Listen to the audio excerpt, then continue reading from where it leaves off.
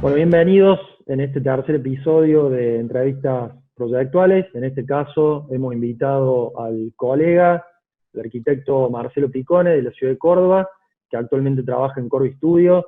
Ya le vamos a permitir a Marce que se presente, pero lleva ya más de 10 años trabajando en Corby Studio, actualmente como líder de proyecto senior. El título en la empresa, ya que trabajan para el exterior, es Project Architect Senior, pero es un líder de proyectos, equipos que pueden ir de 4, 5 hasta 10, 12 personas, que es lo que un arquitecto senior en la empresa puede llegar a manejar como escala de proyectos.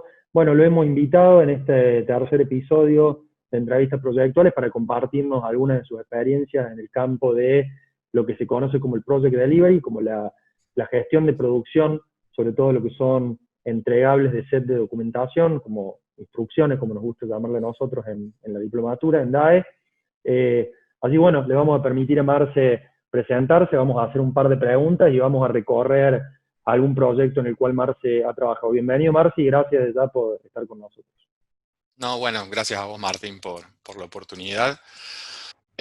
Bueno, como vos dijiste, estoy trabajando en Corbis desde hace 13 años. Me encargo básicamente, mi trabajo es la coordinación de proyectos y equipos de trabajo que desarrollan la producción de todo lo que es el legajo y la documentación técnica para distintos tipos de proyectos, con distintos alcances, distintas escalas. Básicamente eso es lo que estoy haciendo actualmente y lo que hago desde que ingresé a Corbis Studio.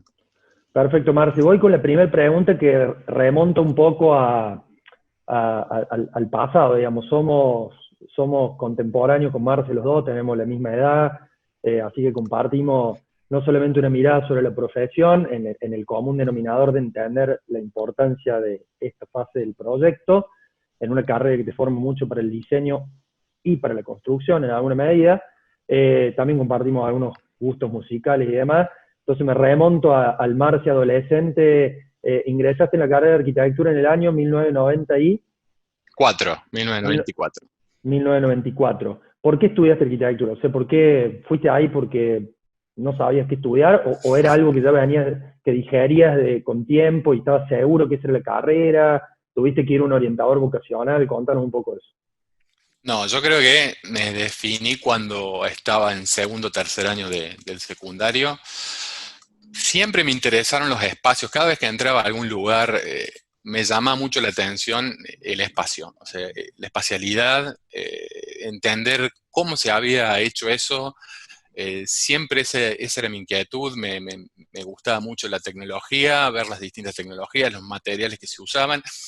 Creo que lo tuve de más chico a eso, a esa inquietud, pero saltó fuerte en el secundario, segundo, tercer año y ya estaba totalmente decidido, lo cual yo fui a un bachillerato comercial y hizo que me arrepintiera un poco de haber elegido un comercial y no un técnico que me preparara un poco mejor para la facultad, que sufrí los primeros años justamente por esto, pero bueno, no, me decidí a esa edad más o menos.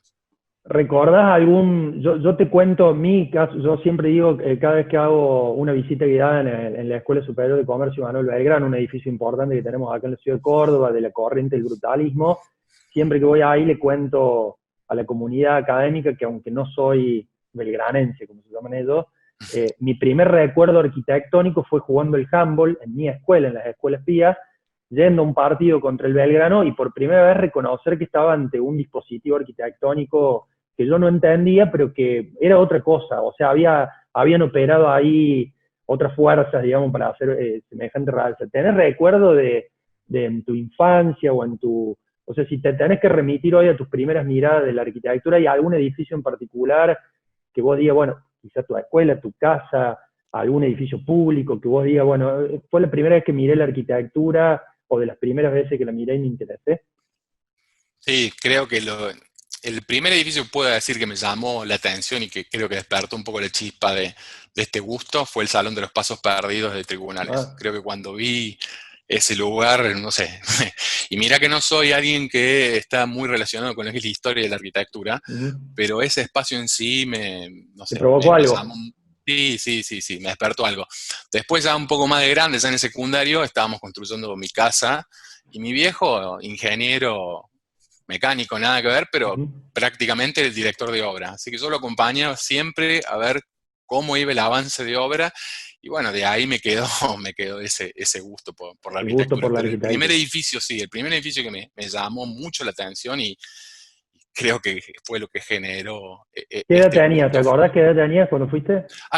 Creo que acompañaba a alguien que tenía que ir a tribunales y Ujú. justo pasamos por ese salón. Debo haber estado en la primaria seguramente, no recuerdo Ah, bien la mira, edad, pero en la primaria. Sí, y ese espacio, no sé, me provocó algo. totalmente. Un espacio de los más conmovedores de la ciudad y aparte el espacio neoclásico que tenemos en la ciudad, así que sí, sí, seguramente que yo lo conocí, por ejemplo, ya como estudiante de arquitectura, o sea que me imagino que entrar a ese lugar de niño te debe provocar cosas porque además no tiene una escala doméstica, tiene una escala monumental. Claro. Bien, Ujú. vamos ahora un poco más al hoy, ¿no? Ya con cuántos años de profesión, 15, 17, 18, Sí, aprox, ¿sí? aproximadamente. ¿Cómo, quizá te pase como a mí, que uno, al menos a mí, pasando los 10 primeros años de la carrera, pude empezar a vislumbrar dentro de la complejidad de la disciplina, que tiene un montón de recovecos en los cuales uno puede operar, digamos, como profesional, empecé a vislumbrar dónde yo me sentía más cómodo, al menos, o dónde creía que tenía alguna suerte de habilidad o algún diferencial, o lo que simplemente me gustaba. ¿Cómo te definirías hoy vos en el campo de la arquitectura? ¿Cuáles son tus intereses? ¿Es algo que ya tenés claro? De decir, no, me queda todavía una exploración, me queda algo para probar en términos de la disciplina que no sé si me puede gustar o no. Sí, por supuesto, cosas para probar siempre hay espacio para crecimiento. Yo te voy a dar una opinión muy personal. Creo que el arquitecto generalmente está definido, o la arquitectura, por una unión sinergia de lo que es la parte artística, llamemos la creatividad, sensibilidad, visión estética, visión espacial, y una parte lógica. Me parece, y estoy casi seguro, que yo estoy más del lado de la parte lógica, Ujú. de lo relacionado con el análisis, más pensamiento crítico, la razón, procesos, metodologías. Me defino más por ese lado que por la parte artística. Si bien Ujú. todos llevamos para estudiar Esa vena. sí, todos necesitamos de las dos, me parece. Yo me he desarrollado más por la parte analítica de la arquitectura, el pensamiento crítico y no tanto la creatividad y la parte de lo que es la vena artística, digamos. ¿Hay algo, Marce, que le dirías hoy si tuvieras el DeLorean de Volver al Futuro y Pocos te van a viajaras a... entender eso, ¿no? Sí, sí, pero ahora hay como un revival de Volver al Futuro. Si tuvieras una máquina del tiempo y pudieras viajar hoy y encontrarte con el joven estudiante, que me imagino que habrás tenido, o al menos yo lo tuve, en momentos de crisis en la carrera, crisis en el sentido de no sabía si era bueno para eso, no sabía si me gustaba, no sabía si me iba a ir bien como profesional, si iba a poder vivir de eso, bueno, algo que creo que atravesaremos todos los que estudiamos algún tipo de oficio o profesión. Hoy ya que tener una pintura bastante más clara de la profesión, después de estas casi 2 décadas de desarrollo profesional, ¿hay algo que te dirías ahí para aliviarte? Digamos, ¿hay algo que en ese momento no veías seguramente y que hoy dirías, che, quédate tranquilo que las cosas son así? Mira, la verdad que no me diría nada. Me Ujú. dejaría recorrer el mismo camino que hice, con mis errores, con mis aciertos, sufriendo, pasándola bien. Dejando que lo Me parece que descubras.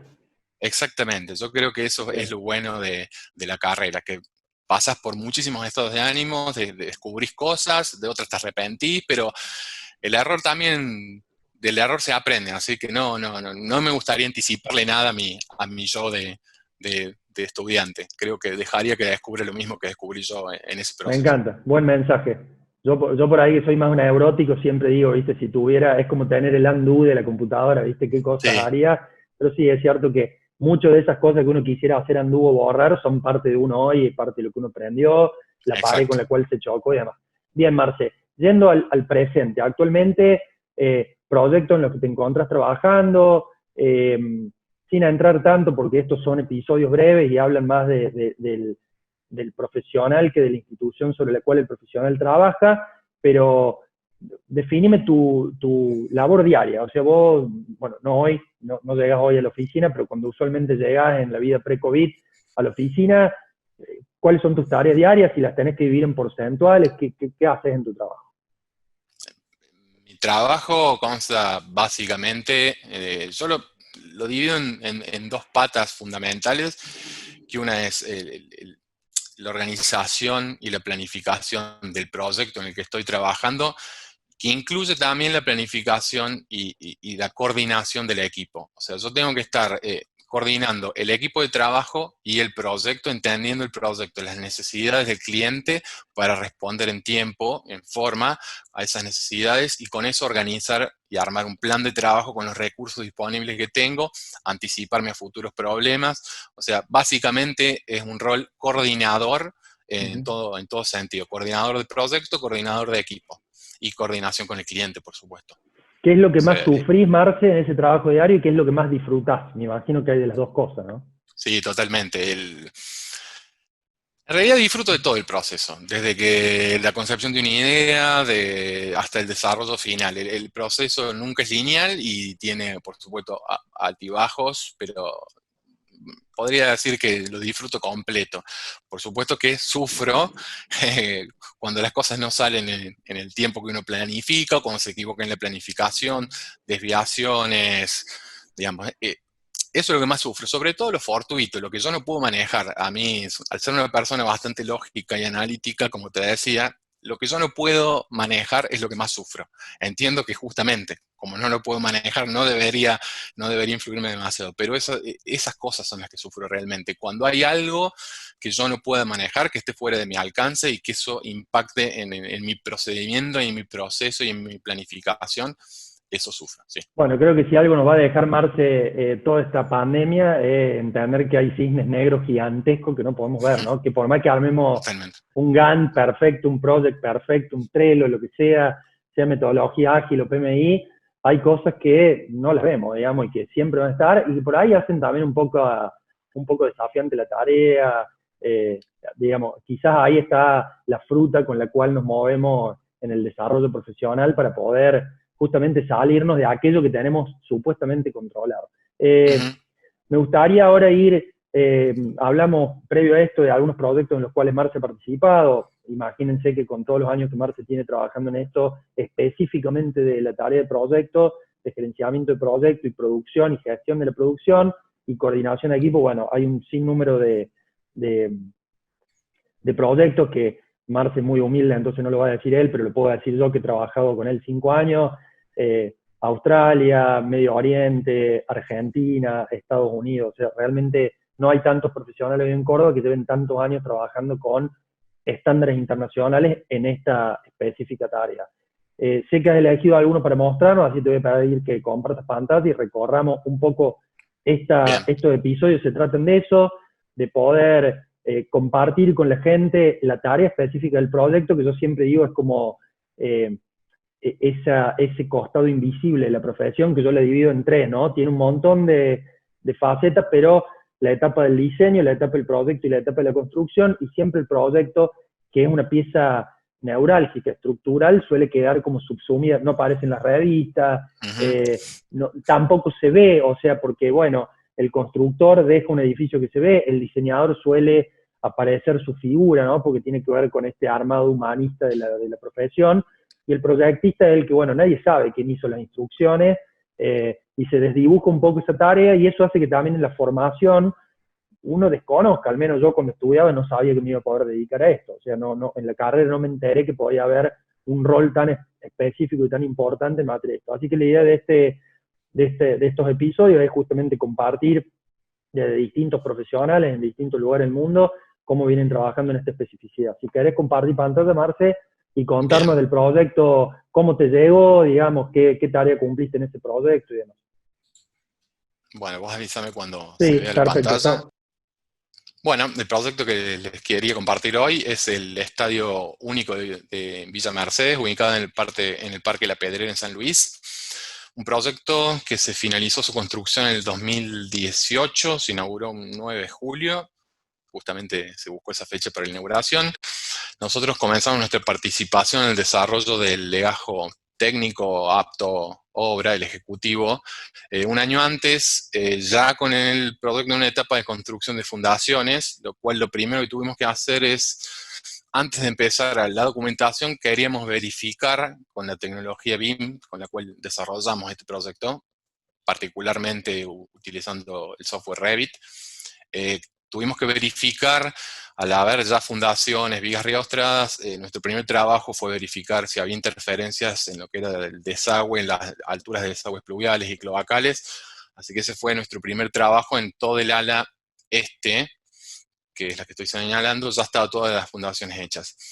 Una vez que verificamos eso, sí, comenzamos con el desarrollo del proyecto ejecutivo.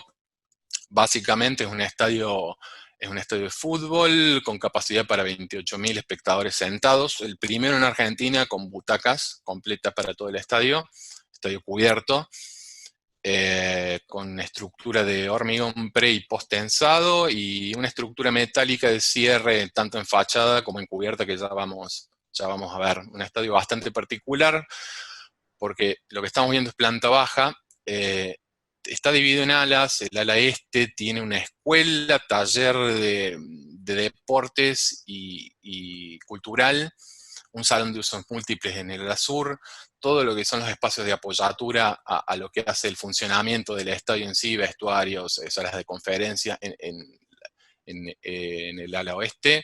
Y en el ala norte, una particularidad que tiene un escenario desmontable y gradas, o sea que se puede utilizar cuando hay algún evento artístico, desmontando la gradería y las butacas para montar un escenario. Entonces tiene zonas de camarinos, baños y sanitarios y toda la apoyatura a esa zona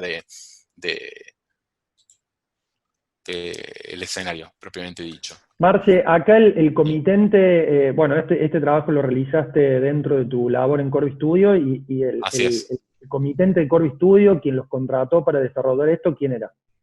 Una UT entre tres empresas, Robela Carranza, Green SA y Alquimac. Era una UT de tres empresas que eran nuestro comitente. Y el alcance del proyecto era el desarrollo del proyecto El del desarrollo del proyecto, exactamente, el desarrollo del proyecto ejecutivo de arquitectura únicamente del estadio, sí, ese era el alcance. Perfecto.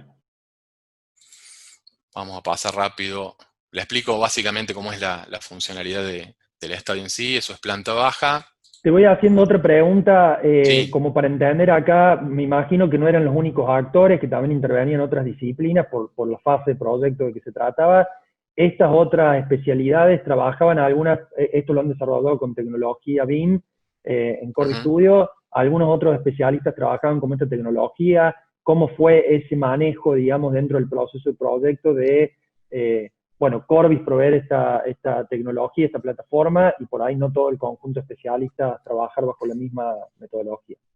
Sí, no, nadie trabajaba con tecnología BIM. Nosotros recibíamos planos en AutoCAD de las distintas disciplinas y en paralelo a la documentación de obra que hacíamos, también modelamos en 3D todas las otras disciplinas. Y tengamos en cuenta que este es un estadio y la mayor parte del estadio se lo lleva a estructuras. Estructuras era considerado otra disciplina, así que modelar toda la estructura en base a planos CAD fue todo un desafío. Ya vamos a ver los cortes, es una estructura, sobre todo la estructura metálica reticulada de lo que hace el cerramiento horizontal y vertical era bastante compleja, tuvimos que modelarla, y después las otras disciplinas sanitarias, eléctricas, para ver si había algún tipo de interferencia. Eso se hacía en paralelo a lo que era la documentación de obra para el ejecutivo de arquitectura propiamente dicho. O sea, pero no, nadie trabajaba con tecnología BIM. Nosotros teníamos que incorporar todo lo que eran las otras disciplinas en nuestro modelo 3D para verificar que no hubiera ningún tipo de interferencias. ¿Esto en qué año fue, Marce? En el 2018 se finalizó, nosotros empezamos en 2017. ¿Y el equipo que trabajaba con vos en Corby Studio, aproximadamente qué escala, cuánta gente trabajaba, qué eran Era todos variable, arquitectos? sí, no, era variable, era un mix entre arquitectos e ingenieros. De 4 a 8 personas estuvimos involucrados en este proyecto. No 8 al mismo tiempo, todo el tiempo de la duración del proyecto. Por supuesto, había momentos en el que había que regular un poco los recursos para darle importancia a lo que teníamos que desarrollar en ese momento. Cuando modelamos instalaciones, por ejemplo, por supuesto tenía todo un equipo de ingenieros haciendo eso, cuando había que hacer detección de interferencias también. Ya cuando estábamos con la parte de documentación de arquitectura, tenía un equipo de arquitectura, de arquitectos que lo hacían, no constantemente en un equipo de 8, podía variar entre 4, 6 y 8. 8 fue lo máximo que llegamos a estar trabajando en simultáneo. Marce, y me imagino que tuviste oportunidad que no es común en tu trabajo por la localización de las regiones en las cuales trabajas, de realizar visitas a obra, digamos, durante Sí, el sí, proceso de proyecto. sí, sí, realizamos visita ahora. La primera fue cuando hicimos la reunión de lanzamiento con todos los consultores, una muy buena reunión, nos conocimos todos, que creo que fue fundamental para vernos las caras. Este proyecto está en San Luis, nosotros en Córdoba, la persona que hace instalaciones mecánicas está en Mendoza, o sea, nos juntamos todos en San Luis, en el Parque La Pedrera. Tuvimos una reunión de lanzamiento, esa fue nuestra primera visita a obra, con ya las fundaciones del ala este, como contaba, ya estaban hechas. Y después, a lo largo del desarrollo de la obra y de los planos de arquitectura que estábamos realizando nosotros, hicimos sí, tres o cuatro visitas a obras más en distintos puntos que nosotros consideramos críticos para ir a verificar que lo que estábamos nosotros documentando era efectivamente lo que se ejecutaba en obra. Perfecto. Esta parte de la documentación que estamos viendo, este plano, ¿es de qué nivel, Marce? Esto es apto a obra, ejecutivo. Estamos viendo plantas generales, pero después tenemos las plantas, digamos, es un proyecto bastante grande y tuvimos ahí un desafío para poder mostrar esto en una escala, digamos, que sirva para un proyecto ejecutivo. Habíamos pensado en zonificar una planta en cuatro partes, en cuatro hojas distintas, usando láminas de acero, lo cual después verificamos en obra que el plotter que ellos tenían era una 1 máximo, entonces tuvimos que reordenar y reorganizar nuestro esquema de documentación, así que definimos que fueran 10 planos por nivel, lo cual, bueno, es un desafío, por supuesto, porque cada plano se replica después por tipos de plano, de solado, de cielo raso, o sea, eran 10 planos por cada nivel, por cada una de las series. Esto que estamos viendo, sí, es un proyecto ejecutivo de obra, plantas ya, acá estamos ya en una escala 1 en 100, ¿Qué total desarrollando de cada una. el set que realizaron, aproximadamente cuántas láminas tuvo?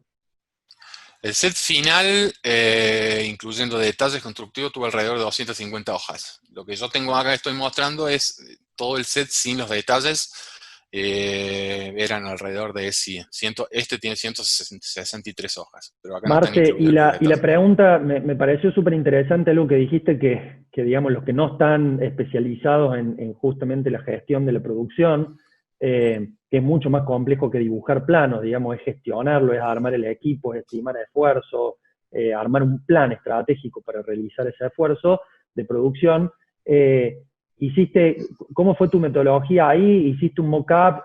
Porque mencionaste el tamaño de la hoja que me pareció Ujú. interesante porque es algo que la gente que no está en esto por ahí no concibe como problema, y suele ser un problema grande, ¿no? Averiguar Sí. qué medios de impresión tienen en el sitio, a partir del tamaño de hoja, qué tipo de láminas van a entrar, a partir de eso estrategizar, bueno, cómo vas a subdividir la lámina, si nos podés contar brevemente ese proceso. Sí, obviamente lo primero que se hizo, una vez que nosotros propusimos, la propuesta original era hacerlo en 4 láminas A0 por planta. Cuando tuvimos la discusión con nuestro cliente, ellos nos comentaron que A0 no podían, primero por una cuestión de tamaño en obra, una hoja cero es bastante poco práctica, es incómoda en un lugar abierto, como era el parque este, imagínense, tratar de manejar hojas a cero era prácticamente imposible. Y segundo, una cuestión física, que el plotter que ellos tenían en el obrador era un plotter a uno. Punto. Una vez que definimos eso, hicimos una estrategia de cómo sectorizar esto.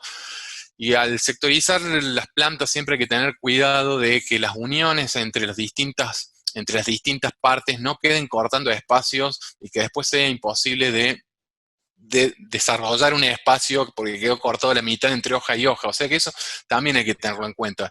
Esta es la parte central de una de las alas y como vemos siempre se trató de incluir un espacio completo y no cortar este espacio a la mitad para mostrar una otra hoja porque eso después en obra es prácticamente imposible de poder leerlo de una manera correcta. Entonces siempre fue tratar de fraccionar este, este edificio en partes, en tantas partes como sea necesario para mostrar, pero a la vez que sirvieran y para la documentación y para la ejecución en obra. O sea, no es cortar en algún lugar de la planta por donde nos quede cómodo, sino que requiere cierto estudio. Una vez que nosotros hicimos el estudio y planteamos cómo era la propuesta, por supuesto, tuvimos una reunión con el cliente, consensuamos la manera, el tamaño de hoja ya estaba definido, las escalas que ellos requerían para la obra y nosotros nuestra propuesta de cortes, de los distintos cortes de planta.